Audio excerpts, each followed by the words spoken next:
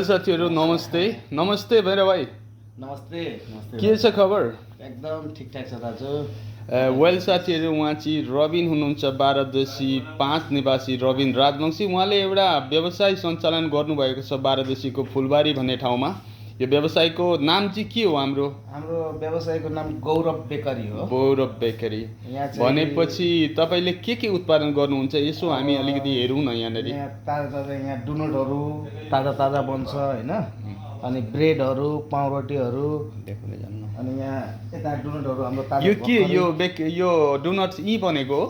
यहीँ बनेको भर्खर बनाएको ताजा ताजा डोनटहरू होइन।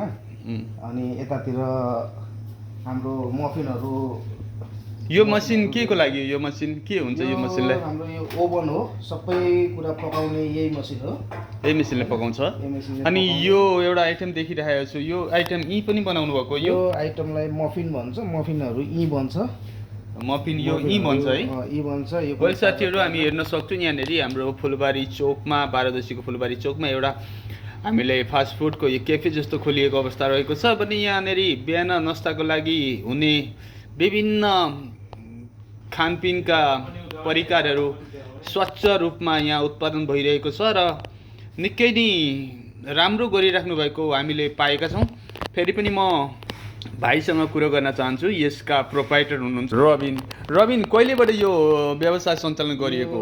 हाम्रो भर्खर 15 दिन जति हुँदैछ अहिले। अच्छा, अब बिस्तारै। कति लगानीमा सुरुवात गर्नुभएको? त कसरी सोच आयो यस्तो बेकरी क्याफे यो फुलबारी बारादसीको गाउँमा यस्तो व्यवसाय सञ्चालन गर्नु उद्देश्य चाहिँ के हो तपाईँको? कसरी यस्तो सोच आयो? अब सबैभन्दा पहिला यहाँ फुलबारी चोक भनौँ न, यो एरियामै यसको जरुरी पनि थियो। अनि सबैलाई सेवा सुविधा दिनको लागि होइन, सबैलाई सेवा सुविधा पनि होस्, सजिलो होस् भन्नको लागि हामी सेवाकै लागि आएको हो। अच्छा, भनेपछि कति लगानीमा सुरुवात गर्नुभएको यो क्याफे? यो हाम्रो लगभग 15 प्लस लगानीमा। यहाँ मुख्य रूपमा के पाइन्छ एकचोटि? यहाँ अब बेकरीमा अब केकहरू भइहाल्यो। केकहरू भयो भन्नु त के पाइन्छ यहाँनिर? केकहरू पाउँछ, ब्ल्याक फरेस्ट भयो, अरू अर्डर अनुसारको केकहरू बन्छ यहाँनिर। तपाईँको यसलाई के भन्छ? यसलाई यो केक हो? यो ब्ल्याक फरेस्ट केक हो। अनि यो तपाईँको यसलाई के भन्छ? यो आइटमलाई अब हट डगै स्टाइलको हो होइन, यसलाई हट डगै भनौँ। अनि यसलाई यो क्रिमवाला डोनट हो यो। अनि यता हाम्रो कप केकहरू भयो। कप केक भयो। यो के हो? यो पेस्ट्रिजहरू हो। पेस्ट्रिज है? पेस्ट्रिजहरू हो। अनि यता मफिनहरू हो। अनि हामीसँग यो आइटमहरू पनि छ।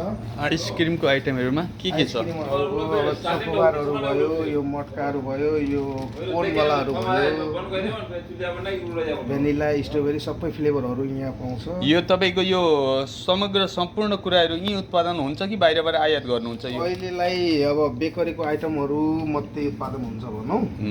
अब योहरू चाहिँ मनोकामनाबाट यहाँ सप्लाई हुन्छ।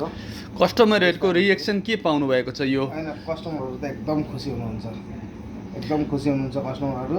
सबैलाई सहज भइरहेछ होइन। अनि यो के हो? यो ब्रेडहरू हो। हामी ब्रेडहरू पनि यहीँ बन्छ। यहीँ बनाउनुहुन्छ है? यो बनाएर रेडी। यो के को बन्छ यो खास गरेर? यो ब्रेड यो मैदाको हुन्छ। मैदाको बन्छ है? मैदाको बन्छ ब्रेडहरू। त्यसमाथि अब अरू के आइटमहरू पनि मिक्स हुन्छ। अच्छा, ब्रेडहरू भयो। देश स्वादिष्ट छ। यहाँ कस्टमरहरूले एकदम सन्तुष्टि मान्नु भएको छ। कस्टमरहरू एकदम सेटिस्फ्याक्सन हुनुहुन्छ। व्यापार चाहिँ कतिको भइरहेको छ अहिले? व्यापार सुरुवाती दौर चलिरहेछ र पनि ठिकै छ। जस आफूलाई सेटिस्फ्याक्सन चाहिँ भइरहेछ आफ्नो व्यवसायबाट। भनेपछि तपाईँले यो 15 दिन जति भयो यो व्यवसाय सञ्चालन गर्नुभएको। योभन्दा अगाडि तपाईँ कहाँ हुनुहुन्थ्यो? योभन्दा अगाडि म विदेश बस्थेँ। लगभग 14 सालको बसाइपछि अब केही कुराहरू उताबाट पनि सिकेर आइयो होइन। सराहनीय कुरो हो। आफ्नै गाउँमा आफ्नै ठाउँमा यस्तो बेकरी क्याफे खोल्ने योजना गर्नुभएकोमा तपाईँलाई धेरै धेरै धन्यवाद। यस्तो सेवाहरू प्रदान गर्दै जानुहोला। र अन्त्यमा तपाईँ आफ्नो बोर्ड कहाँ छ? बोर्ड पनि देखाइदिनु होला।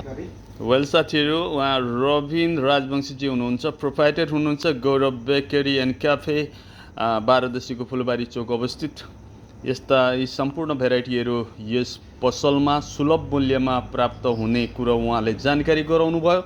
अन्तिममा सम्पूर्ण यस क्षेत्रका बासिन्दाहरूलाई जसलाई चाहिँ बेकरी क्याफेमा आएर खाना नास्ता खान ब्रेड खान केक खान चाहनुहुने महानुभावहरूलाई के भन्न चाहनुहुन्छ?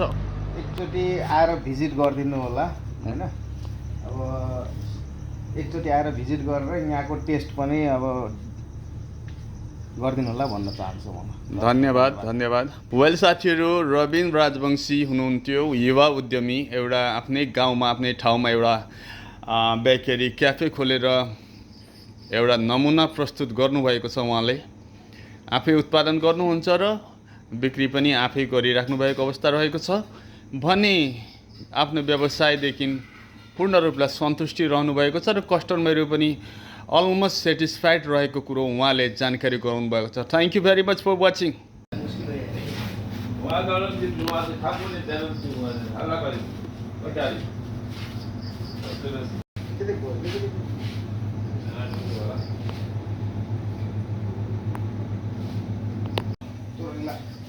के बन्द यो समात्ने यतापट्टि बेकै होइन।